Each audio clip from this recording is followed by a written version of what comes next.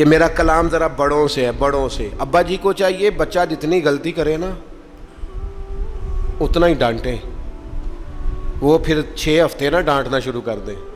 استاد صاحب کو چاہیے کہ جتنی بچے کی کمزوری ہے نا، مجھے پتہ ہے سب سے زیادہ کس بات سے تکلیف ہوتی ہے۔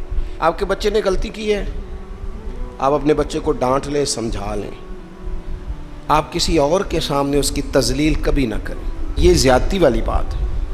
آپ اسے رسوا نہ کریں، بتائیں کسی ایسے شخص کو جس سے آپ کو امید ہے کہ آپ کو مشورہ دے گا یا اسے سمجھائے گا، لیکن گلی گلی کھڑے ہو کے اپنے آپ کو مظلوم ثابت کرنے کے لیے اس کی توہین نہ کریں، یہ انداز درست نہیں ہے۔ اس سے بچوں کی انسلٹ ہوتی ہے، وہ کمزور پڑ جاتے ہیں۔ ہر جگہ رونا رونا میرے بچے اچھے نہیں، میں بڑا پریشان، کیا بات کر رہے ہیں آپ؟ یہ بچہ تو آپ کی کمائی ہے، اساس ہے، حسن ہے، نسل ہے، اصل ہے، اور اس قدر زیادہ تکلیف دینا، جگہ جگہ شکایتیں، جگہ جگہ باتیں۔ ہمارے بچے ہمارے ہیں نا، تو ان کی عزت کس کی ہے؟ کیوں ہم گلی گلی اپنے بچوں کی رسوائی کرتے ہیں؟ کیوں کمزوریاں؟ اور جن کو ہم خیر خواہ سمجھ کے بتا رہے ہوتے ہیں نا، وہ آگے جا کے مزے لے لے کے بتاتے ہیں، تو نقصان کس کا ہوا؟ ہمارا، ہمارے قبیلے کا، ہمارے گھر کا۔ یہ دیکھیے ذرا، حضرت عمر رضی اللہ تعالیٰ عنہ مزاج کے لحاظ سے سخت ہیں۔ ایک نوجوان آیا، اس نے آ کے رونا۔ یہ پہلو آپ نے ضرور یاد رکھنا ہے میرے سیدنا فاروق اعظم کا، ہمارے امام، ہمارے قائد، ہمارے لیڈر، رہنما، مقتدا حضرت فاروق اعظم رضی اللہ، یہ انداز ضرور یاد رکھیے گا۔ حضرت عمر فاروق کا یہ طبقات ابن سعد میں موجود ہے۔ نوجوان آیا اور آ کے رو ہی پڑا۔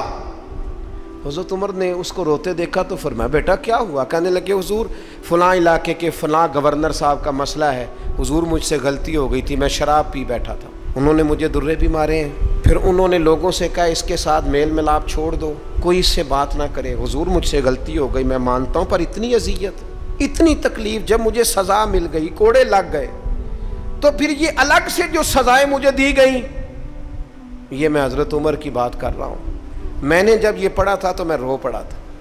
حضرت فاروق اعظم نے اس نوجوان کی بات سنی، سنو میں کیا کہہ رہا ہوں، اس گناہگار کی بات سنی، اس گناہگار کی بات سنی تو حضرت عمر رو پڑے اور فرمایا بلاؤ نا ان گورنر صاحب کو، وہ بھی بڑے سمجھدار، باوقار، بڑے آدمی تھے، بلایا اور بلا کے فرمایا آپ کا اس جرم پر غصہ بالکل ٹھیک، لیکن آپ کو کس نے اجازت دی کہ آپ اسے اتنی تکلیف دیں؟ آپ نے کوڑے مار لیے جو سزا بنتی تھی، اور پھر آپ نے کیوں کر کے لوگوں سے کہا اس سے ملنا جلنا چھوڑ دیں؟